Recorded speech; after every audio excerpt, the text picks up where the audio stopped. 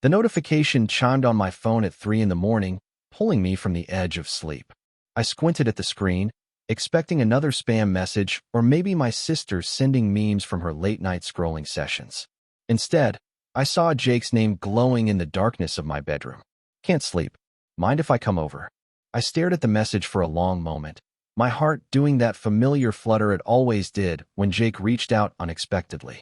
We'd been friends since freshman year of college, bonding over shared classes and late-night study sessions that somehow always devolved into deep conversations about everything except the things that mattered most. Now, 3 years later, he still had this way of appearing in my life at the exact moments I needed him most, even when I didn't realize I needed him at all. "Doors unlocked." I typed back, knowing he'd remember where I kept the spare key under the ceramic frog my mom had given me as a housewarming gift. 20 minutes later, I heard the soft click of my front door opening. Jake's footsteps were careful on the hardwood floors, trying not to wake me even though he knew I'd be waiting up. I'd thrown on a hoodie and sweatpants, not wanting to greet him in just the boxers I'd been sleeping in. The living room was dark except for the streetlight filtering through my blinds, casting everything in amber stripes. "Hey," he whispered when he saw me curled up on the couch. "Hey yourself." I studied his face in the dim light. His hair was messy, like he'd been running his hands through it, and there were dark circles under his eyes that spoke of too many sleepless nights. "Rough night," Jake nodded, settling onto the opposite end of the couch. He was wearing a gray t-shirt and jeans, his usual uniform, but something about the way he held himself seemed different. More fragile, maybe, like he was holding something heavy that he couldn't quite figure out how to set down. "Want to talk about it?" I asked, pulling my knees up to my chest. He was quiet for so long I thought he might have changed his mind about coming over. Then he spoke, his voice barely above a whisper. "I broke up with Sarah tonight." I felt something twist in my chest, a complicated mix of emotions I didn't want to examine too closely. Sarah had been Jake's girlfriend for 8 months, a perfectly nice girl from his marketing class who laughed at all his jokes and brought him homemade cookies. I'd always been polite to her, even friendly, but there had been something about watching them together that made me feel hollow inside. "I'm sorry," I said, and meant it, even if part of me wasn't sorry at all. "What happened?" Jake leaned forward, elbows on his knees, hands clasped together. "She said she loved me, and I couldn't say it back. Not honestly. She deserved better than that." "That's actually pretty mature of you," I offered, trying to keep my voice neutral. "Is it?" He looked up at me then, and I could see the confusion written across his features. "Or am I just fucked up? Because I cared about her, you know? I really did. But when she said those words, all I could think about was how wrong it felt. Like I was lying to her just by being there." I shifted on the couch, drawing my hoodie tighter around myself. These were dangerous waters we were wading into, the kind of conversation that could change everything between us. But Jake looked so lost, so genuinely troubled, that I couldn't bring myself to deflect with a joke or change the subject like I usually did when things got too real. "Maybe you just weren't ready," I suggested. "That doesn't make you fucked up." "Maybe." He was quiet again, staring at his hands. "Can I ask you something?" "Always." "Have you ever been in love? Like, really in love?" The question hit me like a physical blow. Because yes, I had been in love. I was in love right now, sitting 3 feet away from the person who owned my heart completely, who had no idea that every casual touch, every late-night conversation, every moment of easy intimacy between us was slowly killing me. "Yeah," I said carefully. "I have." "What did it feel like?" I closed my eyes, trying to find the words that wouldn't give me away. Like everything else stopped mattering. Like I could be completely myself with that person and know they'd still want me around. Like home, I guess, but in human form. When I opened my eyes, Jake was staring at me with an expression I couldn't quite read. "That sounds terrifying." "It is," I admitted, "especially when it's not reciprocated." Something flickered across his face, too quick for me to catch. "I'm sorry. That must be awful." "It has its moments." I tried to smile, to lighten the mood, but it felt forced. But enough about my tragic love life. "Are you okay? Really?" Jake was quiet for a long time, long enough that I wondered if he'd fallen asleep with his eyes open. When he finally spoke, his voice was so soft I had to strain to hear him. "I think there's something wrong with me." "What do you mean?" "I mean, I've dated girls since high school. Good girls, pretty girls, girls who were everything I thought I wanted. And every single time, it ends the same way. They want more from me than I can give, and I feel like I'm suffocating. Like I'm playing a role that doesn't fit. I felt my heart start to race, but I kept my voice steady. That doesn't mean there's something wrong with you. Maybe you just haven't found the right person yet. Or maybe the right person isn't a person at all. Maybe it's a type of person I'm not supposed to want. The words hung between us like a bridge neither of us was quite ready to cross. I could feel the weight of everything we weren't saying, all the truths we'd been dancing around for years. My hands were shaking slightly, so I tucked them under my thighs. "Jake," I said quietly, "you know you can tell me anything, right? Whatever it is, it won't change how I feel about you." He looked up at me then, and I saw something raw and vulnerable in his eyes that made my chest ache. "Promise. Promise." He took a shaky breath. "I think I might be gay." The words seemed to echo in the quiet room, and I felt like the world had shifted slightly on its axis. Not because I was surprised. If I was being honest with myself, some part of me had wondered for a long time. But because Jake had trusted me enough to say it out loud, to give voice to the thing that had been tearing him apart. "Okay," I said simply. "Okay." He blinked at me. "That's it. What did you expect? For me to kick you out? Stop being your friend." I shifted closer to him on the couch, close enough to see the relief starting to creep into his expression. "Jake, you're one of the most important people in my life. Your sexuality doesn't change that." I was so scared, he whispered, and his voice cracked slightly. "I've been so scared for so long. You don't have to be scared anymore. Not with me." He was crying now, silent tears that he wiped away with the back of his hand. "I don't know how to do this. I don't know how to be this person. You don't have to figure it all out tonight," I said gently. "This is just the beginning. Will you help me? I mean, you've been out since freshman year. You know how to navigate all this." The irony wasn't lost on me. Here was Jake, asking me to help him figure out his sexuality, when I'd been hopelessly in love with him for years. But looking at his face, seeing how vulnerable and lost he looked, I knew I'd do whatever it took to help him find peace with himself. "Of course I'll help you," I said. "Whatever you need." He smiled then, the first real smile I'd seen from him all night. "Thank you. God, I feel like I can breathe again."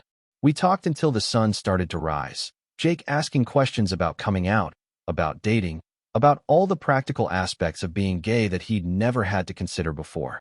I answered as honestly as I could, pushing down my own feelings to focus on what he needed to hear. When he finally fell asleep on my couch, curled up under the throw blanket my grandmother had crocheted, I watched him for a long time, memorizing the peaceful expression on his face. The next few weeks passed in a blur of new experiences for Jake. He came out to his parents over the phone, a conversation that went better than he'd expected, but still left him drained and emotional. He told his sister, who apparently said she'd been wondering for years and was just glad he'd finally figured it out. Slowly, carefully, he started coming out to other friends, each conversation building his confidence a little more. I was with him through all of it, his constant companion and sounding board. We spent even more time together than usual, which I hadn't thought was possible. Jake seemed to crave my presence, like I was some kind of anchor in the storm of his self-discovery. He'd text me throughout the day, call me late at night when anxiety kept him awake, show up at my apartment without warning just because he needed someone who understood. "You're the only one who makes me feel safe," he told me one evening as we walked through the park near campus. "Like I can be myself without having to explain or justify anything." The words hit me harder than they should have. Because while I was happy to be his safe space, his confidant, his guide through this new world, it was also torture. Every moment we spent together was a reminder of what I couldn't have, what would always be just out of reach.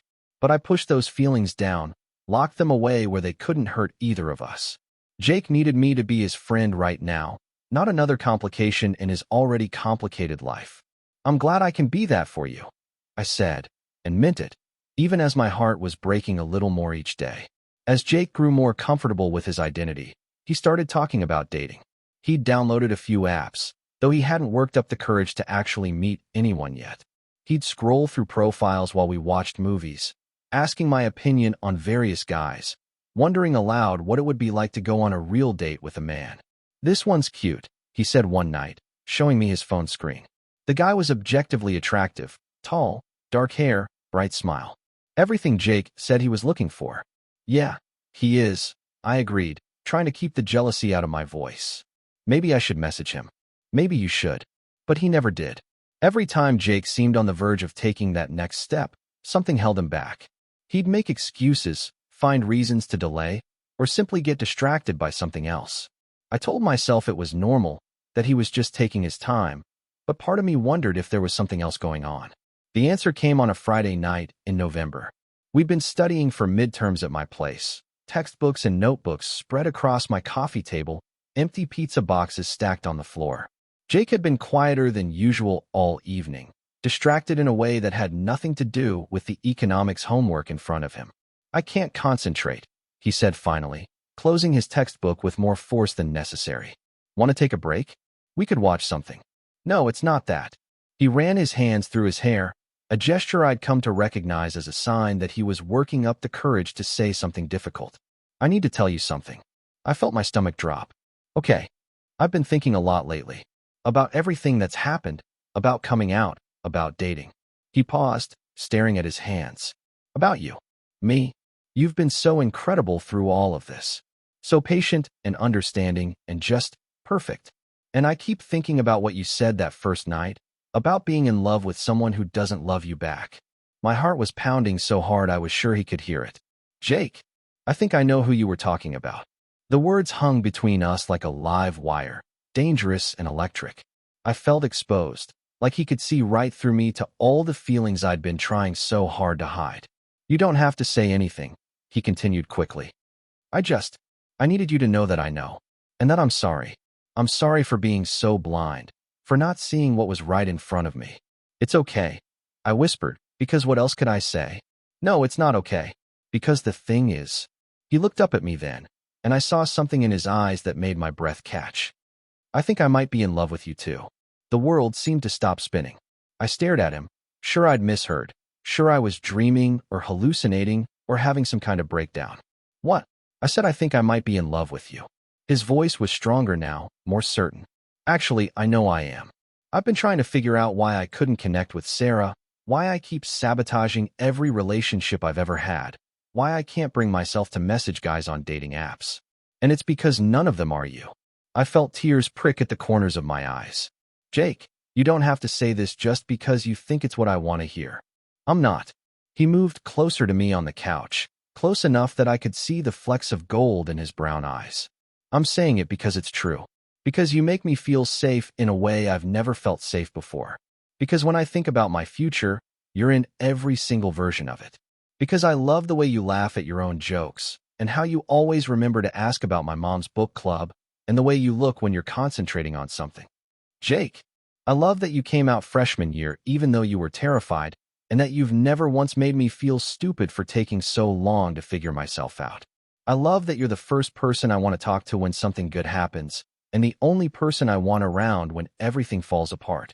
He reached out and took my hand, his fingers warm and slightly trembling. "I love you. Not because you're safe, not because you're convenient, but because you're you. And I'm sorry it took me so long to figure that out." I was crying now, tears streaming down my face as years of hidden feelings finally had somewhere to go. "I've loved you for so long," I whispered. I never imagined you could feel the same way." "I do," he said simply. "I really do." And then he was kissing me, soft and tentative at first, then with growing confidence as I kissed him back.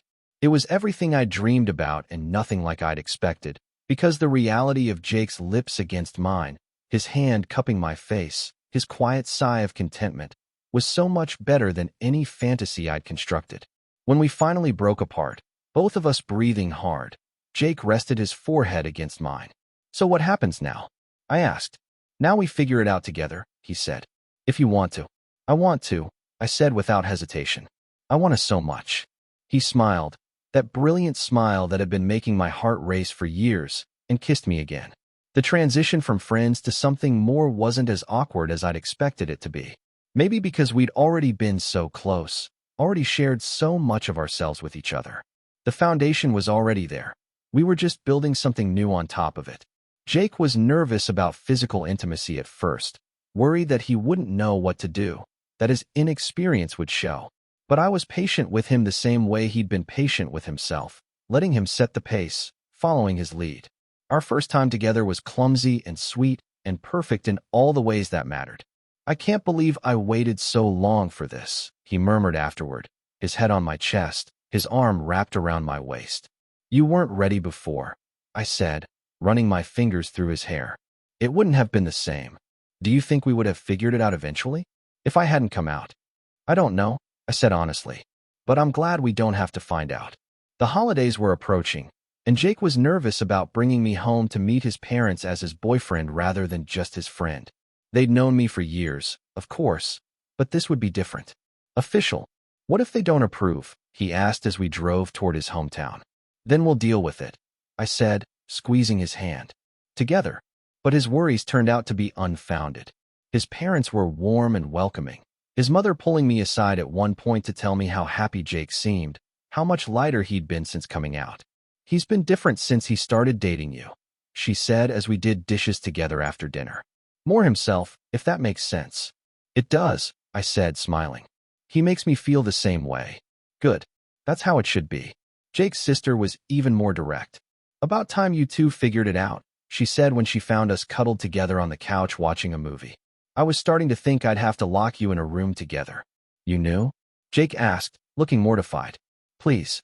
The way you two looked at each other? It was painful to watch. I'm just glad you finally did something about it. Spring semester brought new challenges and new joys. Jake was more confident now, more comfortable in his own skin. He'd started volunteering with the campus LGBTQ Center, using his business skills to help with fundraising and event planning. Watching him find his place in the community, seeing him help other students who were struggling with their own identities, filled me with pride. You're amazing, I told him one evening after he'd spent hours on the phone with a freshman who was having a hard time coming out to his roommate. I'm just paying it forward, he said, curling up next to me on the bed. Someone helped me when I needed it most. I didn't do that much. You did everything. He kissed my temple softly. You saved me. You saved yourself, I corrected. I just held your hand while you did it. Our relationship wasn't perfect. We had our moments of doubt, our small arguments, the growing pains that come with any new relationship. Jake sometimes worried that he was holding me back, that I deserved someone with more experience, someone who'd figured themselves out sooner. I sometimes worried that I was just a phase for him, that once the novelty wore off he'd realize he wanted something different. But we talked through our fears, worked through our insecurities together. We learned each other's languages of love, discovered what made the other person feel cherished and secure. Jake liked physical affection, casual touches throughout the day that reminded him he was wanted. I needed words of affirmation, verbal confirmation that what we had was real and lasting. I love you became a phrase we said multiple times a day, not because it was expected, but because it was true, because the feeling was so big it demanded expression. The first time Jake said he wanted to move in together, I thought I'd misheard him. What? I said, what do you think about getting a place together next year? I know it's soon, but my lease is up in May, and yours is up in June, and it just makes sense. We're together all the time anyway. I stared at him, hardly daring to believe what I was hearing. You want to live together? I want to wake up next to you every morning, he said simply. I want to come home to you every night. I want us to have a space that's ours, not just yours or mine. Yes, I said without hesitation. Yes, absolutely yes. We found a small 2-bedroom apartment near campus, close enough to walk to classes, but far enough away to feel like we had our own little world. Jake insisted on the second bedroom, even though we both knew we'd be sharing the master. For guests, he said when I questioned the expense, and for when one of us needs space to work or think. But mostly it became a storage room for Jake's ever-growing collection of business books and my art supplies. We spent our evenings curled up together in the living room, studying or reading or just talking about our days. It was domestic in the best possible way, comfortable and easy and right. I never thought I could have this, Jake told me one night as we cooked dinner together, moving around each other in the small kitchen like we'd been doing it for years instead of months. Have what? This feeling. Like I'm exactly where I'm supposed to be, with exactly who I'm supposed to be with. He wrapped his arms around me from behind, resting his chin on my shoulder. Like home. I leaned back into his embrace, feeling the solid warmth of him against my back. You know what the crazy thing is? What? I used to think loving you was the hardest thing I'd ever do. Keeping it secret, pretending I didn't feel what I felt. But it turns out the hard part wasn't loving you. The hard part was not believing you could love me back. Well, now you know better, he said, pressing a kiss to the side of my neck. Now I know better, I agreed. Graduation was approaching faster than either of us wanted to acknowledge. We'd both been accepted to graduate programs, Jake for his MBA and me for my master's in fine arts. The schools were in different states, a fact that had been causing me anxiety for weeks. We need to talk about next year, I said one evening as we sat on our small balcony, watching the sunset paint the sky in shades of orange and pink. I know. Jake's voice was quiet, thoughtful. I've been thinking about it too. And I think we should flip a coin. I turned to look at him, confused. What? Heads, I defer my acceptance for a year and reapply to schools near you. Tails, you defer yours and reapply near me. Either way, we stay together. Jake, you can't defer your MBA program. It's Harvard. It's your dream school. You're my dream, he said simply. Everything else is just details. I felt my heart swell with love and gratitude, but I shook my head. I'm not letting you give up Harvard for me. We'll figure something else out. Like what? Long distance. For 2 years, if that's what it takes. That's not what I want, he said firmly. I don't want to spend the next 2 years missing you, wondering if we're growing apart, trying to maintain a relationship through phone calls and weekend visits. I want to be with you. So do I, but nothing. He turned to face me fully, taking my hands in his. Listen to me. I spent 21 years of my life not knowing who I was, not understanding what I wanted, settling for relationships that felt like performances. And then I found you. You helped me discover not just that I'm gay, but who I am when I'm being completely honest with myself. You think I'm going to let a graduate program, even Harvard, come between us and what we have? But your career, we'll be fine. There are other good MBA programs. There's only one you. I was crying again, overwhelmed by the depth of his commitment, by the certainty in his voice. Are you sure? I've never been more sure of anything in my life. He squeezed my hands. You told me once that loving someone felt like home in human form. That's what you are to me. You're my home. And I'm not leaving home behind for anything. In the end, we didn't have to flip a coin. Jake called Harvard and explained his situation, asking if there was any way to defer his acceptance. To our surprise, they were understanding, even supportive. Apparently, Jake's application had been so strong that they were willing to hold his spot for a year while he figured out his personal situation. 1 year, he said when he hung up the phone. I can defer for 1 year, and then I'll reapply to schools near wherever you end up. And if you don't get in anywhere good, then I'll work for a year and apply again. Or I'll find a different path. The point is, we'll be together. That summer, we moved across the country together so I could start my MFA program. Jake found a job at a marketing firm, something to keep him busy and build his resume while he waited to reapply to MBA programs. We found a small apartment in a neighborhood full of artists and graduate students, the kind of place where no one looked twice at two young men holding hands on the street. Do you ever regret it? I asked him one evening as we unpacked boxes in our new living room. Giving up Harvard, moving across the country, changing all your plans? Jake looked up from the box of books he was sorting, his expression serious. Do you want to know something? Always. The night I came to your apartment, when I told you I thought I might be gay, I was planning to transfer schools. I was going to move back home, maybe take a break from college entirely. I felt so lost, so disconnected from everything and everyone around me. I didn't know that. Because you saved me before I could run away. You made me feel safe enough to stay, to figure things out, to become the person I was meant to be. He stood up, crossing the room to where I was sitting on the floor surrounded by art supplies. So no, I don't regret changing my plans. My plans were wrong. This is right. He knelt down next to me, cupping my face in his hands. You are my plan. You're my future, my home, my everything. And I would choose you over Harvard 1,000 times. I kissed him then, pouring all my love and gratitude and hope for our future into that single moment of connection. When we broke apart, both of us were smiling. I love you, I said. I love you too, he replied. More than I ever thought it was possible to love someone. Even though I made you gay? I teased, referencing a joke that had become a running gag between us. Especially because you made me gay, he said, laughing. Best thing that ever happened to me. As we continued unpacking, building our new life together box by box, I thought about everything that had brought us to this moment. Jake's late-night crisis, his courage in coming out, my years of hidden feelings finally finding their voice.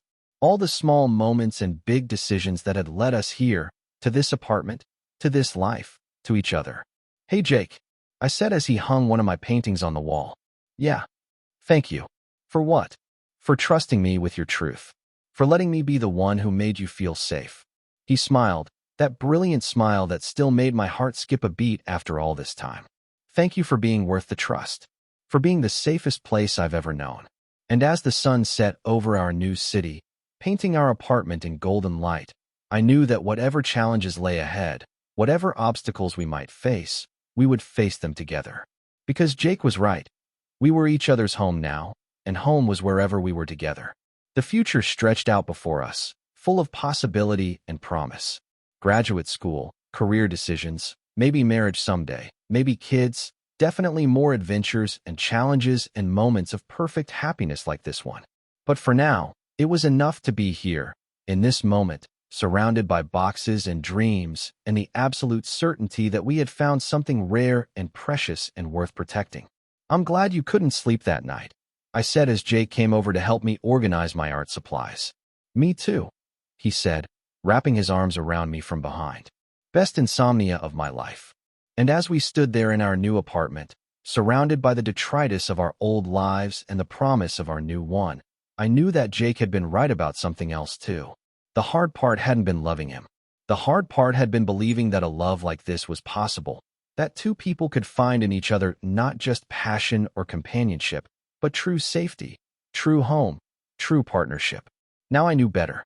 Now I knew that love, real love, the kind that changes everything, was not only possible, but was standing right here in my arms, planning our future one box at a time.